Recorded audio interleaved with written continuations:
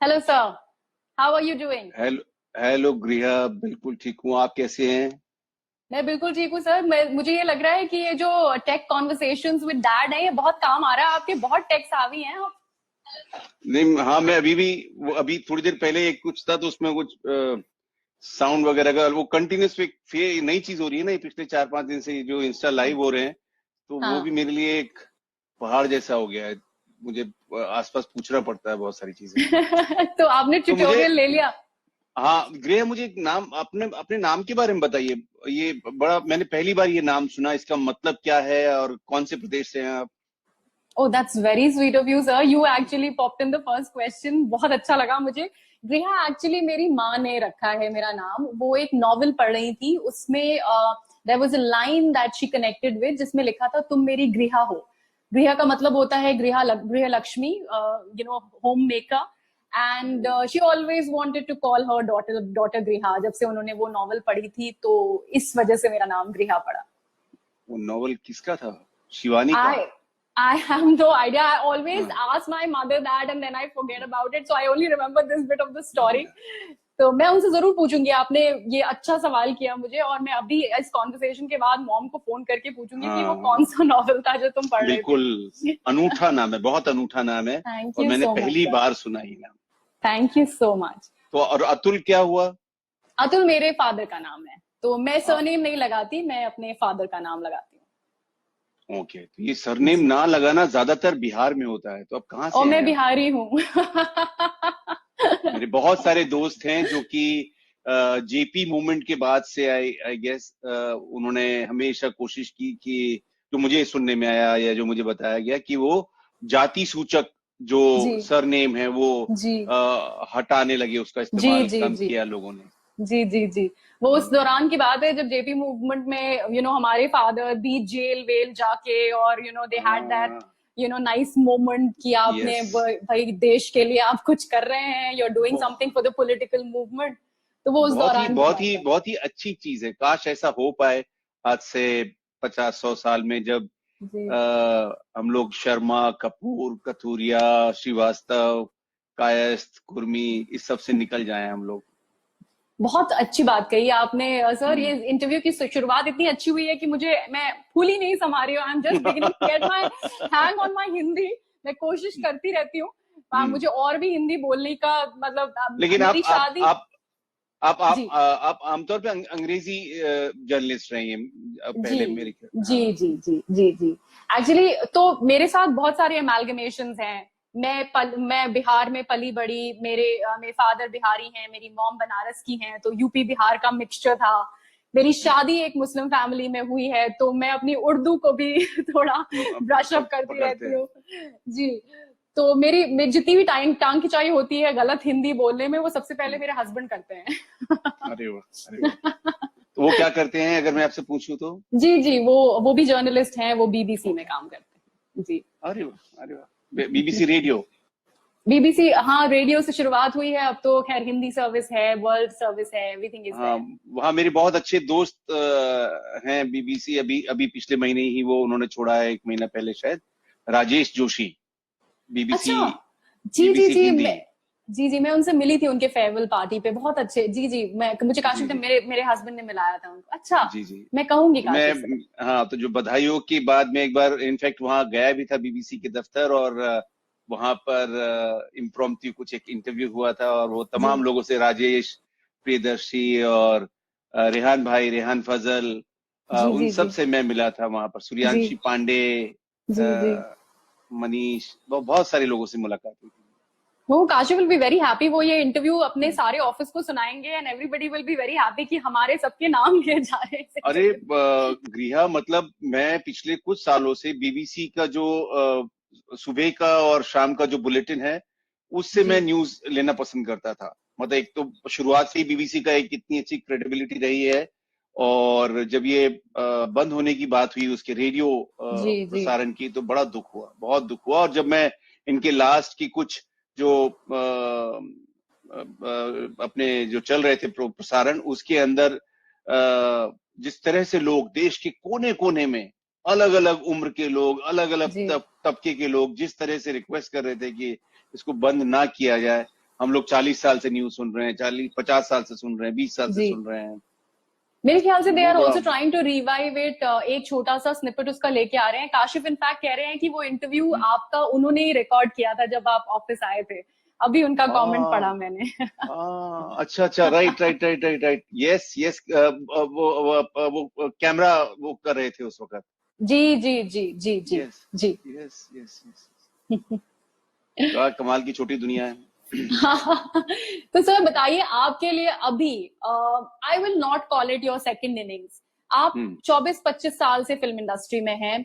आपने हम्म हर तरह की फिल्म के साथ आपका एसोसिएशन रहा है। बैंडिट क्वीन से जो जर्नी शुरू हुई, हम्म यू नो, वो तलवार जैसी फिल्म में भी आप जुड़े हैं। हजारों ख्वाहिशें ऐसी में भी आपका एक रोल था। अब 15 साल हो गए उस फिल्म को। और उसके बाद जाके इतने सालों के बाद एक बधाई हो आती है एंड हम्म। अचानक से you are this new actor on the block that everyone is talking about. कैसा लगता है?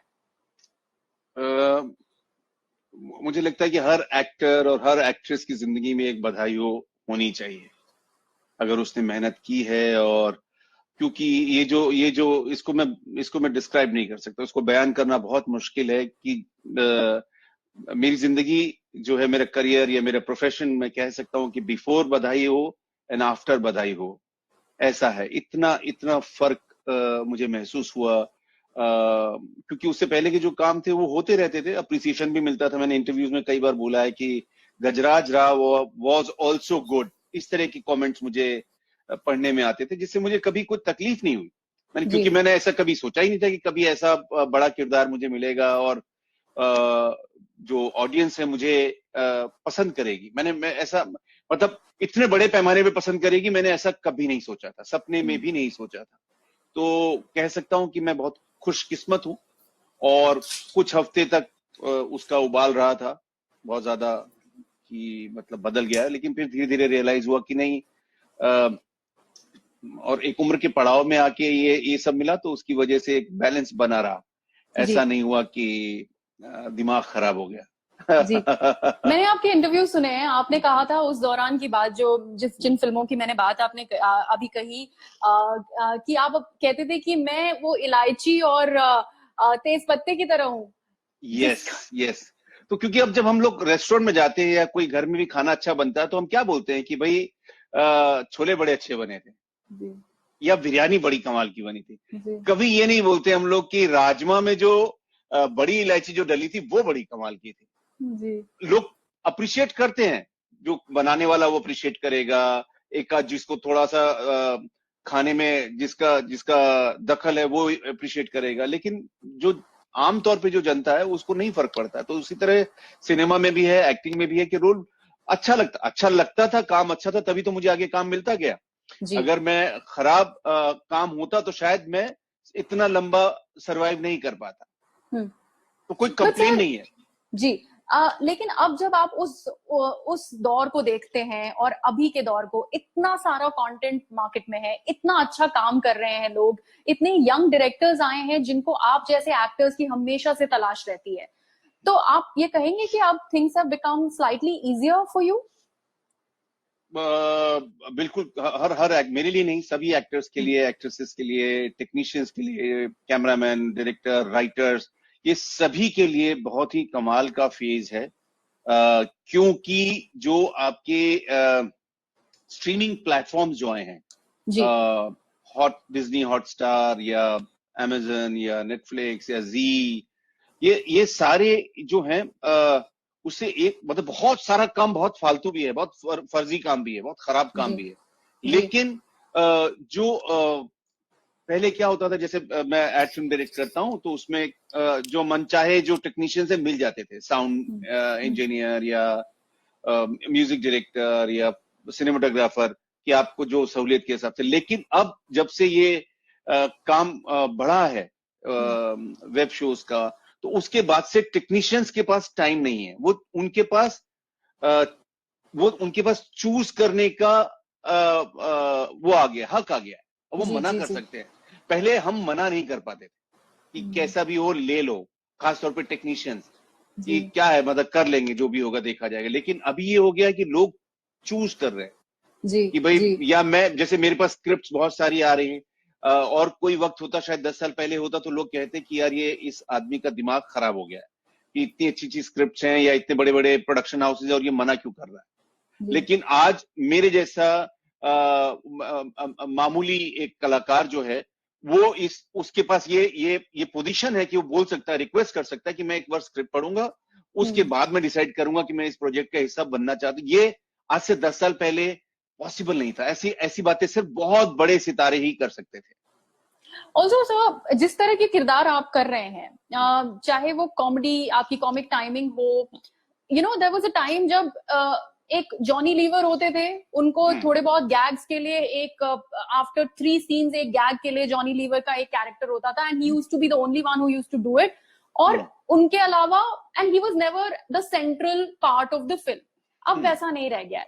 अब आपके किरदार के अराउंड पूरी फिल्म सर्कुलेट होती है, and you are the principal character. तो ये एक बहुत बड़ा फर्क रह गया है। मुझे लगता है कि जैसे आप सन 50 की फिल्में देखें, सन 50, 60, 70 की फिल्में देखें, गुरुदत्त का सिनेमा देखें आप, देवानंद की पिक्चरें देखें, बी आर चोपड़ा की फिल्में देखें, रामानंद सागर की फिल्में देखें, तो उसके अंदर ये सब प्रॉब्लम्स नहीं थी।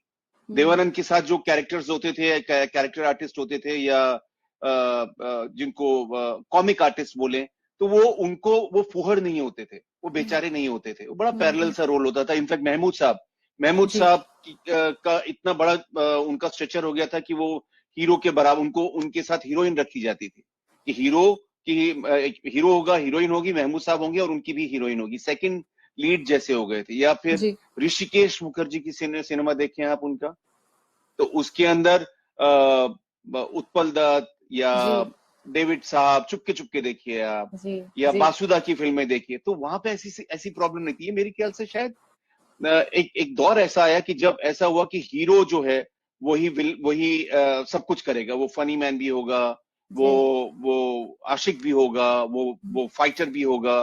तो वहां से चीजें शायद बदली। तो ये जो 80 और 90 का एक दशक थे दो, शायद वहां पे इस तरह की फिल्में, इस तरह के मेकर्स हुए जिन्होंने ऐसा काम किया। लेकिन फिर उसके बाद से चीजें बदलनी शुरू हुई हैं, और अभी जितने भी आशुतोष गवारीकर आप देखिए, आप उनकी जो सिनेमा में, उनकी फिल्मों में जो एक्टर्स होते हैं, उनको बहुत स्पेस मिलता है, अच्छा काम। या रोहित शेट्टी को भी देखें आप, रोहित शेट्टी की जो फिल्मों में आपको, गोलमाल में, तो उसके अंदर हीरो है अजय देवगन है, लेकिन साथ में जितने कलाकार हैं उनको उतना प्रॉपर वो वेटेज मिलता है। जी। तो और वेब शो में तो डेफिनेटली वेब और जो ओटीटी प्लेटफॉर्म की जो फिल्में हैं, उससे तो बहुत फर्क आया है तमाम एक्टर्स के लिए, और खासतौर पे मेरी उम्र के एक्टर्स के लिए और कैरेक्टर एक्टर्स के लिए। ऑल्सो जो आज की यूथ है, जो आजकल कंटेंट ऑनलाइन बहुत ज्यादा कंज्यूम कर रही है, उनके लिए तो एक majority of, so to speak, Hindi cinema has always been कि वो हीरो है, वो गोल्डन गेट पे गाने गा रहा है। लेकिन आप जैसे एक्टर्स ने वो चीज बिल्कुल बदल दी है। मतलब आपके लिए एक ऐसा गीत भी लिखा गया है कि आप वैगन-आर में अपनी प्रेग्नेंट वाइफ को लेके जा रहे हैं, वहां पे भी एक गाना ओरिजिनेट हो सकता है। तो वो रिलेटेबिलिटी फैक्टर बहुत ज्यादा आ गई है। अब लोग वो स्पिक एंड स्पैन शोशा की तलाश नहीं करते, उनको लगता है common man is common man and you can easily relate with that character. बिल्कुल बिल्कुल, बहुत सही बात बोली आपने। ये शायद इससे पहले अगर बधाई हो, उससे पहले अगर कोई बात करता है इस तरीके की, एक मिडिल एजेड कपल है और उनके बीच में एक रोमांस होगा, और उस रोमांटिक गाने को हम लोग पिक्चराइज करेंगे। जब मैंने भी, इनफैक्ट जब मुझे अमित ने इस वाले गाने की सिचुएशन बताई थी, तब मैंने उनको बोला कि यार ये तो बड़ा अटपटा होगा, कैसा लगेगा, लोग इसको कैसे परसीव करेंगे, ये तो, और मुझे तो नाचना भी नहीं आता और ये सब तमाम बातें।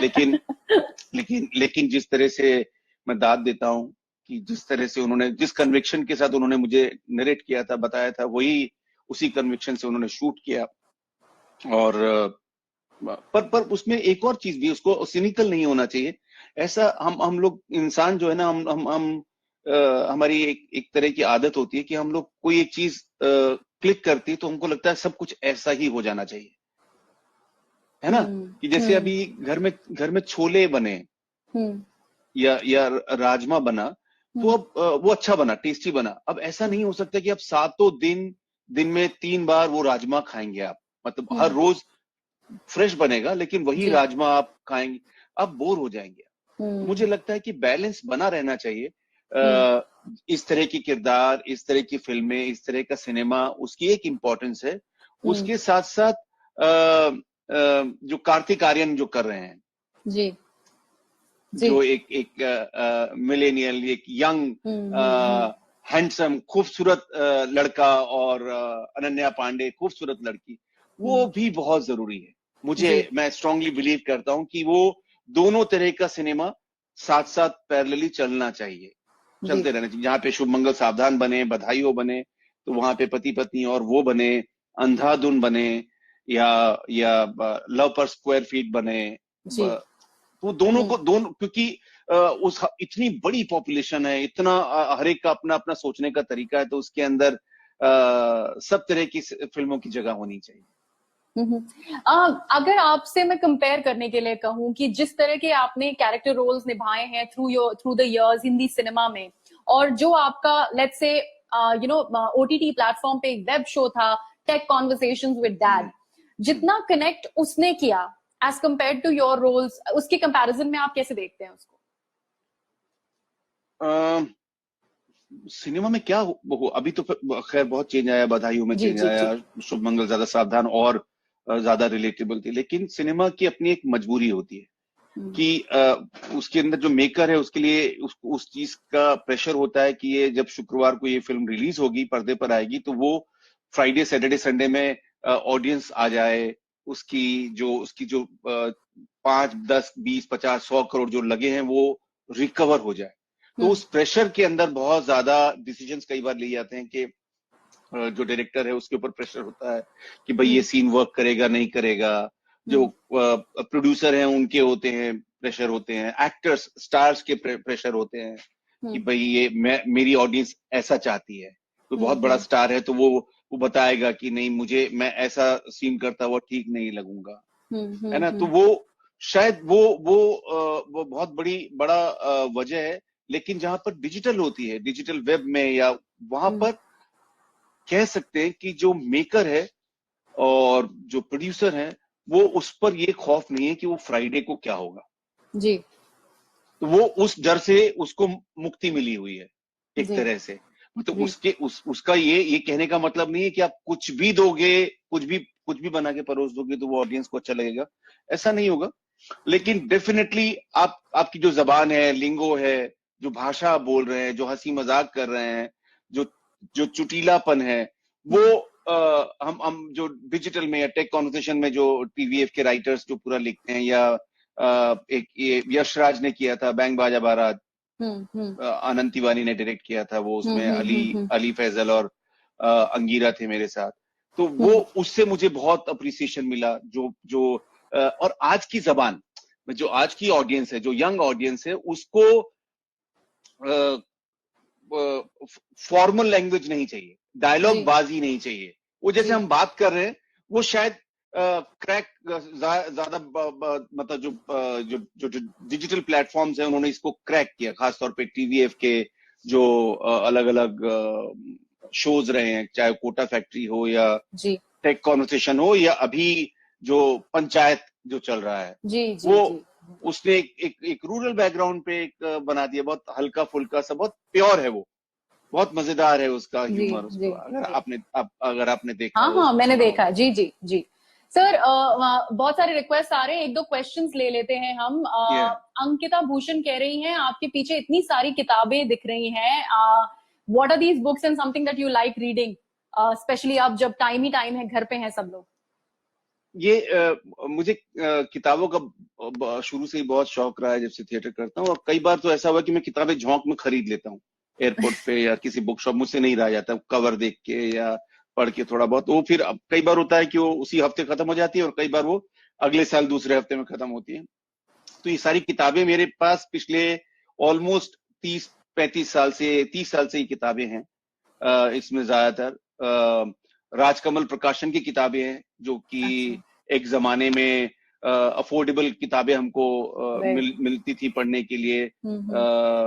वाणी प्रकाशन की किताबें हैं, और अभी जैसे परसाई जी का मेरे पास पूरे संकलन है, तो वो मैं पढ़ता रहता हूँ। मंटो पढ़ता हूँ, शरद जोशी की जो किताबें हैं वो है मेरे पास। जी जैसे ये अभी अभी मैंने ये किताब मैंने अभी अभी कंप्लीट की है। ये अगर सिनेमा का आपको शौक है रील तो ये इंडिया। जरूर, रील इंडिया।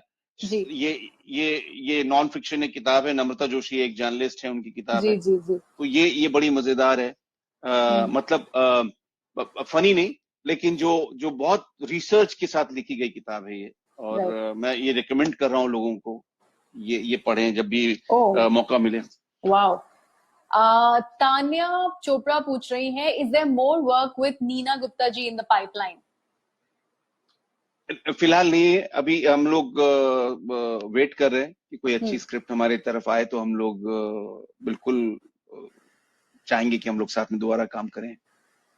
चैतन्य पूछ रहे हैं, आपकी best memory after you started acting, and वो भी किसके साथ थी वो मेमोरी? ऐसी हजारों मेमोरीज हैं, मतलब मैं क्या बताऊं। मतलब एक्टिंग, मतलब सिनेमा एक्टिंग की बात कर रहे हैं आप? जी। थिएटर से हम्म। बेस्ट मेमोरी, हाँ एक्टिंग की है उसमें।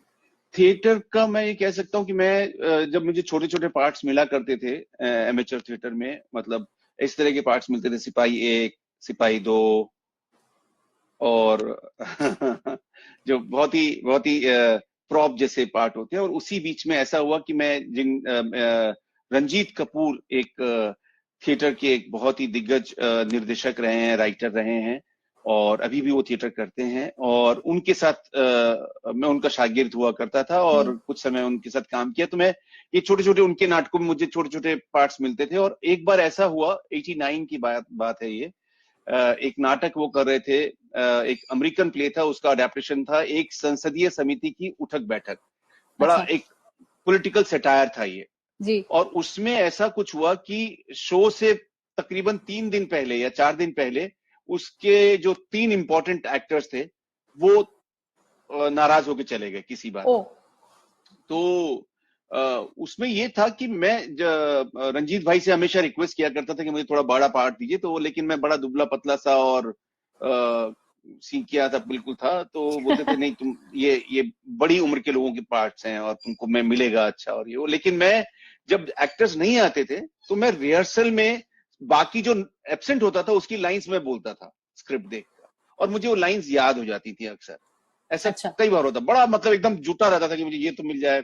तो उस समय रंजीत भाई ने बोला कि गजराज ये 3 में से एक पार्ट तुम्हें करना है। उन्होंने मुझे ऑप्शन भी नहीं दिया। मैंने बोला सर ये तो मैं कर ही नहीं सकता, ये तो पूरा इंपॉर्टेंट रोल है और ये लाइंस पूरी बोलनी है, और ये तो मैं नहीं कर सकता 3 दिन में। तो बोले, उन्होंने बोला कि नहीं गजराज तुम कर लोगे।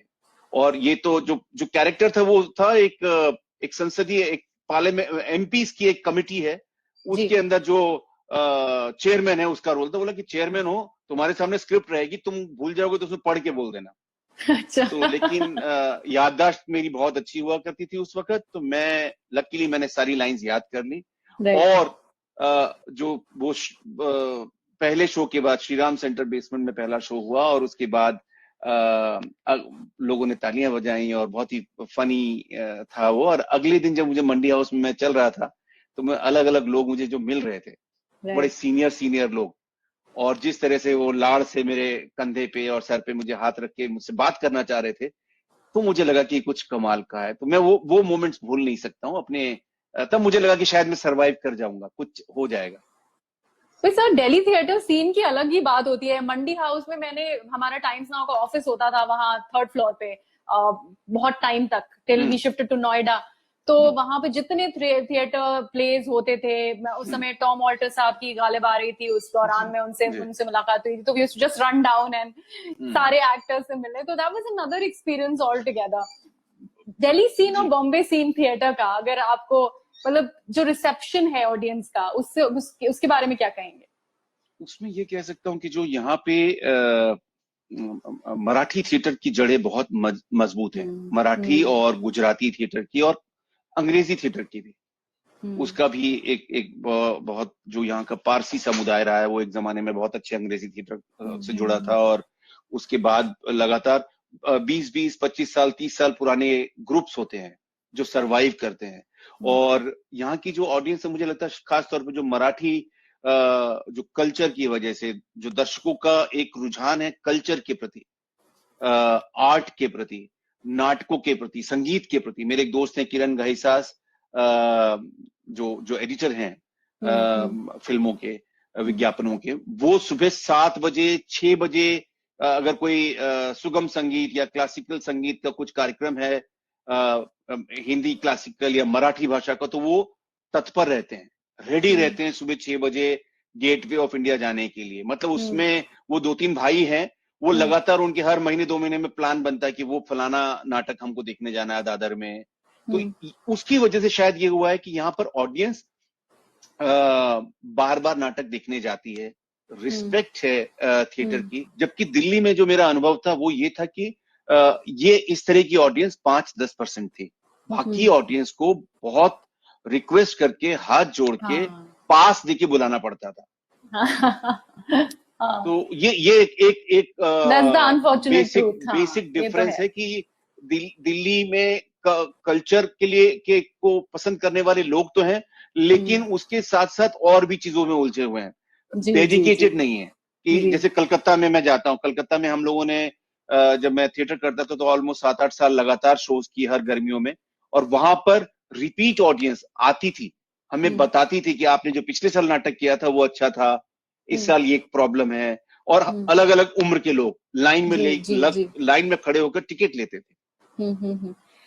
सिड बजाज पूछ रहे हैं, can we see more episodes of tech conversations with dad? जी हाँ, बिल्कुल। अभी हम लोगों ने ये कोविड-19 के लिए हम लोगों ने एक एपिसोड तैयार किया था और वो रिलीज हुआ था, जिसको लोगों ने बहुत अप्रिशिएट किया। तो उस तरह का कुछ और आइडिया पर है कि वो यहाँ पर टीवीएफ के लोग जो हैं वो राइटिंग पे बहुत मेहनत करते हैं, स्क्रिप्ट पे बहुत मेहनत होती है उनकी। मैंने एक बार तो देखा था तकरीबन 60-70 लोग मिलके एक स्क्रिप्ट का पोस्टमार्टम कर रहे थे कॉन्फ्रेंस रूम में बैठ के। मतलब उनकी मीटिंग्स जो होती हैं वो इस मामले में बहुत बहुत मैंने सुना है कि बहुत उसको तवज्जो देते हैं लोग, लाइक राइटिंग को। जीतू के साथ काम करना और आयुष्मान के साथ काम करना, अभी मैं जीतू का एक दिन पहले इंटरव्यू कर रही थी, उन्होंने कुछ बातें बताई, कैसे आपने उनको हंसना सिखाया और कैसे आप उनकी पिक्चरें लेते रहते थे जब वो थोड़े ग्लम बैठे रहते थे, दिखाते थे कि देखो तुम कितने बुरे लग रहे हो। सो लाइक इतना हंसा मैं कि मेरे जॉ लाइन डल करने लगी। हाँ, नहीं, जीतू के साथ एक अलग तरह का मेरा संबंध हो गया है इतने सालों से काम करते करते, और वो बड़ा अंतर्मुखी है, चुप रहने वाला इंसान है। वो ज्यादा बोलता नहीं है, बहुत जल्दी खुलता नहीं है लोगों से। बहुत इंट्रोवर्ट है और बहुत मुश्किल से वो लोगों से खुल पाता है। तो मुझे शुरुआत में, क्यों उम्र में मैं उससे बड़ा हूं और इतने साल मैंने काम किया है, और मुझे वो बड़ा पसंद है। और जब आपकी किसी की केयर करते हैं तो आपको लगता है कि उसको आप गाइड करें जिस तरह से, भले ही सामने वाले ने गाइडेंस मांगी हो या ना मांगी हो, आप तत्पर रहते हैं, है ना। तो शुरुआत में मुझे लगा कि इतना बड़ा प्रोजेक्ट है, ये इसका पहला प्रोजेक्ट है, और इसके बीच में कहीं पर जो माहौल है वो उस पर हावी ना हो जाए, कहीं ऐसा ना हो, क्योंकि वो चुप रहता है तो उसकी बातें मालूम नहीं चलती। तो फिर मैंने उसको बोला कि इतना अपने इमोशंस को दबा के रखने की जरूरत नहीं है, लाइट रहना चाहिए। तो ऐसे छोटा मोटा गाइड किया। अब पता नहीं वो उसको ठीक लगा या नहीं लगा, ये मैं कह नहीं सकता। he just looks up to you. He said so many things मेरे इंटरव्यू में आपके बारे में, कह रहे थे मैं पंचायत में मिस कर रहा था अपने पापा को। नहीं, तो ये मेरे ख्याल से ये एक अच्छी चीज हुई है। उसके पीछे शायद टेक कॉन्वर्सेशन नहीं होता तो शायद जीतू से मेरी दोस्ती नहीं होती।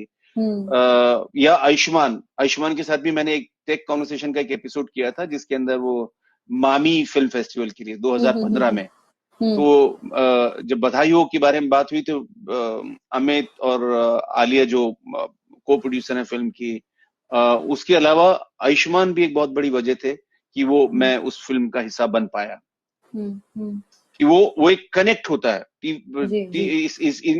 इस जो यंगर जनरेशन में, कुछ एक मेरी पैठ हुई, घुसपैठ हो पाई। तो मुझे वो मैं उसका शुक्रगुजार हूँ इन तमाम राइटर्स का और डायरेक्टर्स का। एक और क्वेश्चन मैं लूंगी। अभिषेक श्रीवास्तव पूछ रहे हैं, बैंडिट क्वीन में आपने पहली बार कैमरा का सामना किया तो कैसा एक्सपीरियंस था? Your first ever film.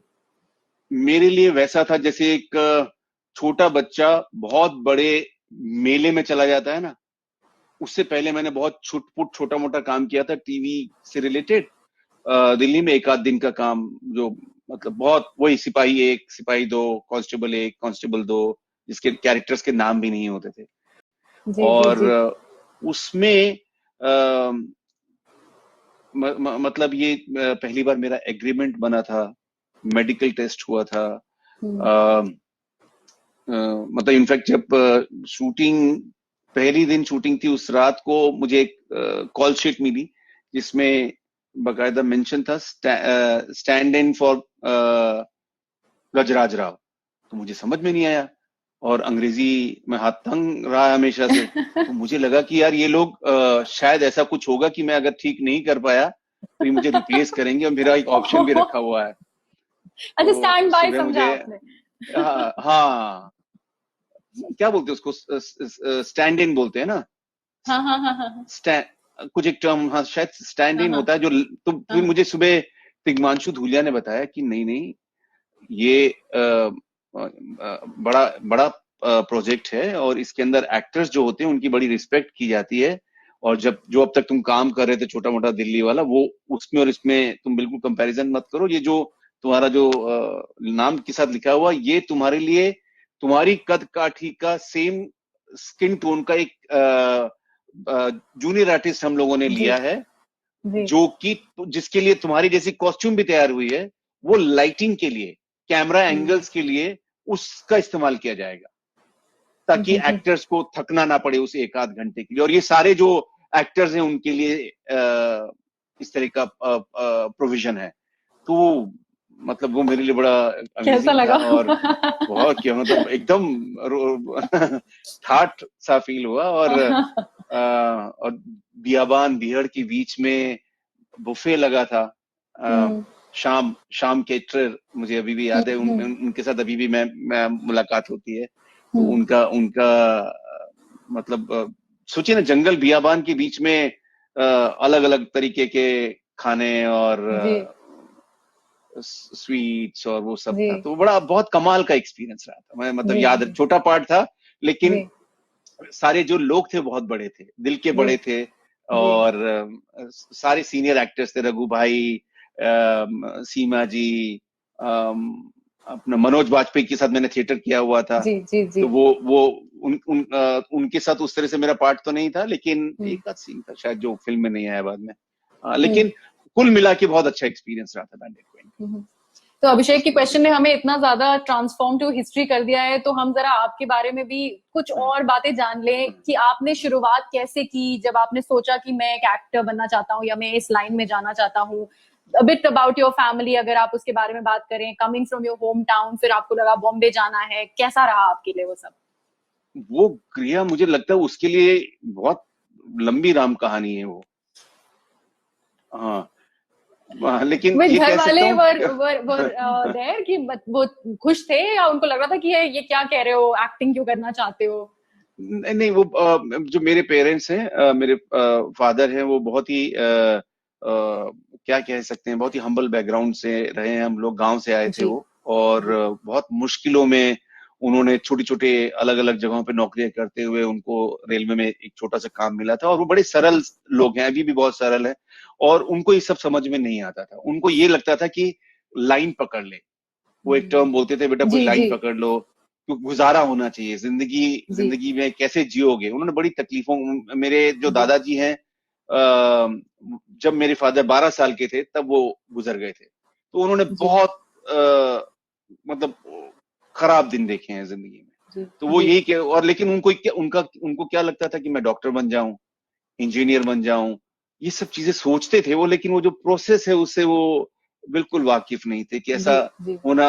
हम जो हमारा जो बैकग्राउंड था, और जो जिस तरह की हम लोग पढ़ाई कर रहे थे उसके अंदर वो मुश्किल था। लेकिन शायद उसी वजह से मुझे प्रेरणा मिली, उसी वजह से मेरे अंदर एक कहीं पर एनर्जी आई कि मुझे हम्म लोगों के सामने हाथ ना फैलाना पड़े, और अपने हम्म बल पे मैं कुछ करूं। तो मैं बहुत सारे छोटे छोटे रोजगार करता था, काम करता था, हम्म हम्म पढ़ाई के साथ साथ। और उसमें दुकानों में काम किया मैंने, स्टेशनरी शॉप में काम किया, दर्जी की दुकान में मैंने काम किया, कनॉट प्लेस में एक टेलरिंग शॉप थी।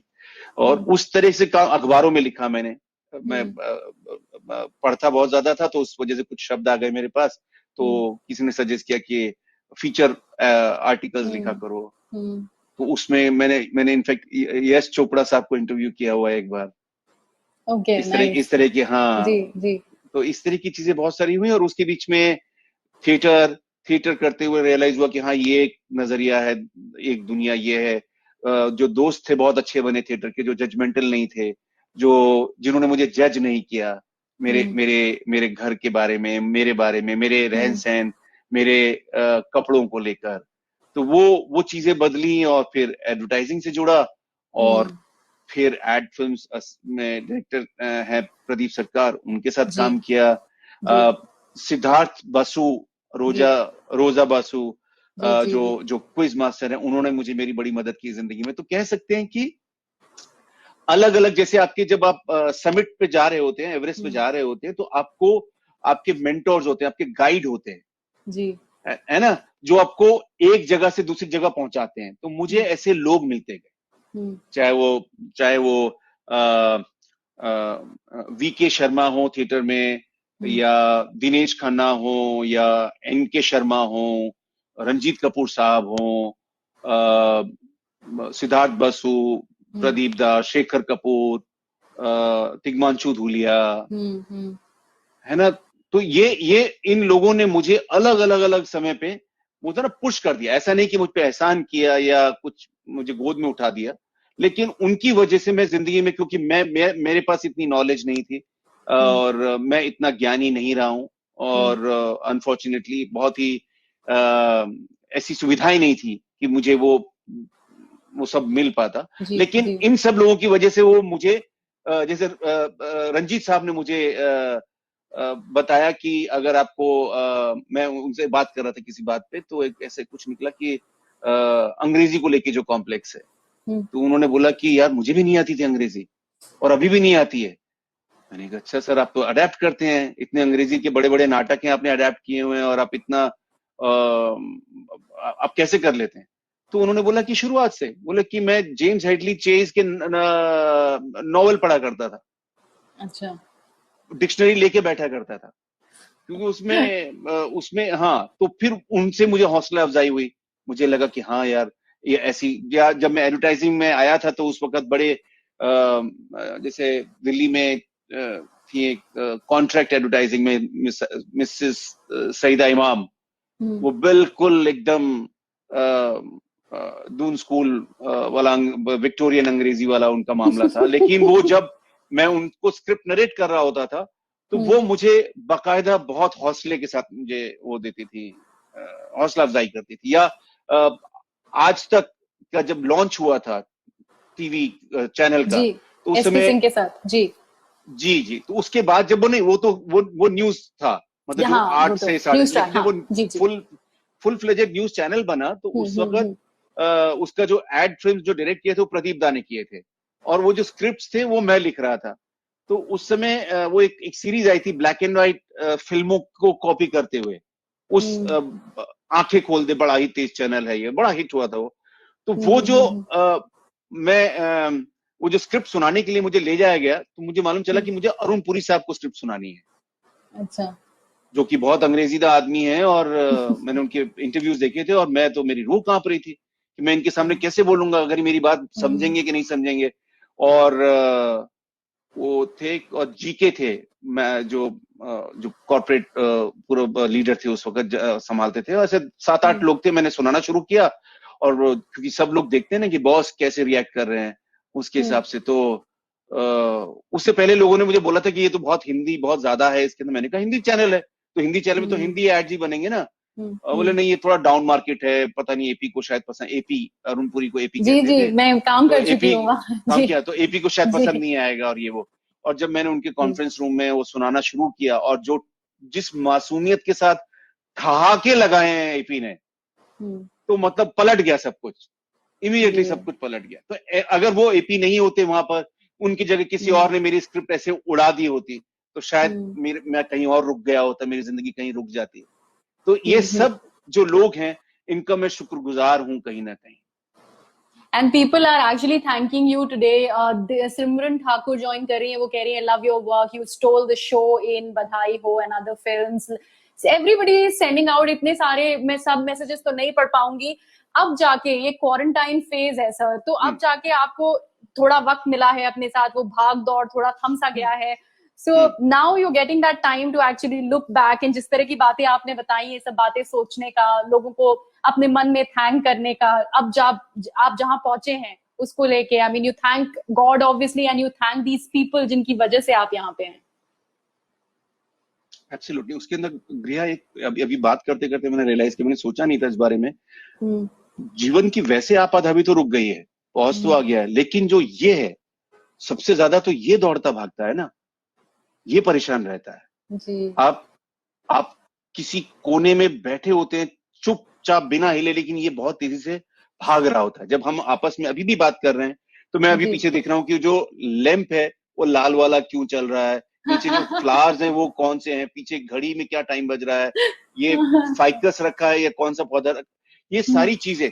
या मैं इसके बाद कल मेरा जो लाइव है उसके अंदर क्या होने वाला है अभी ये, या मेरे फादर हैं उनकी तबीयत खराब हो गई थी पिछले दिनों,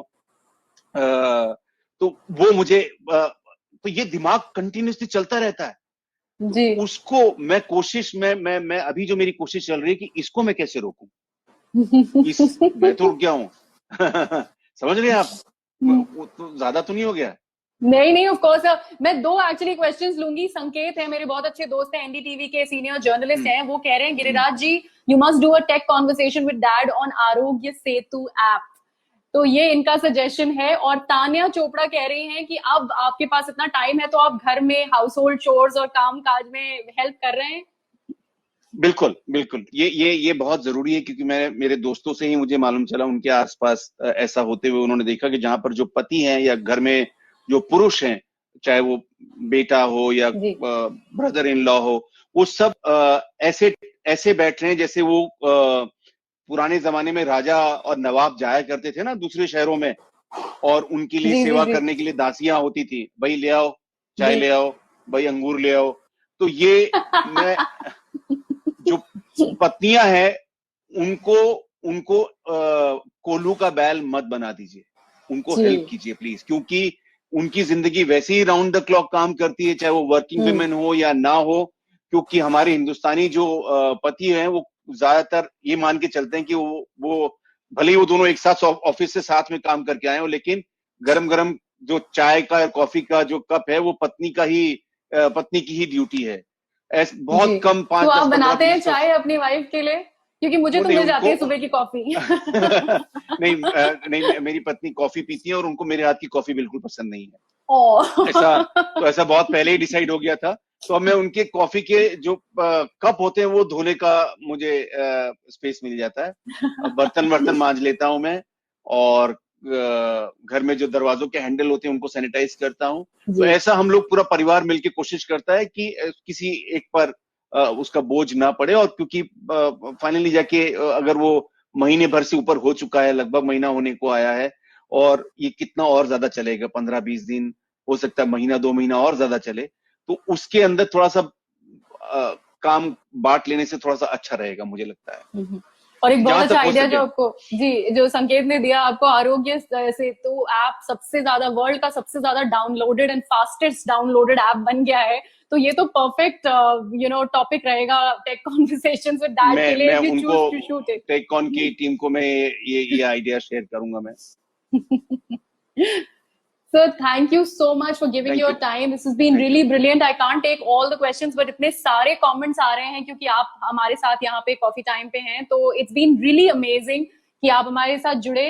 आपकी फिल्में बधाई हो मैंने काशिफ अपने हस्बैंड के साथ देखी थी. We laughed our gut out. इतनी ज्यादा हमें पसंद आई थी. तो इस वजह से मैं हमेशा से आपसे इंटरव्यू करना चाहती थी. And it's been really great. Thank you so much for joining me. Thank you Griha. और ये पूछ के बताइएगा कि माँ ने कौन से नॉवल में नाम देखकर आपका नाम. मैं आपको टेक्स्ट करूंगी पक्का सर, पक्का. See you sir. Bye.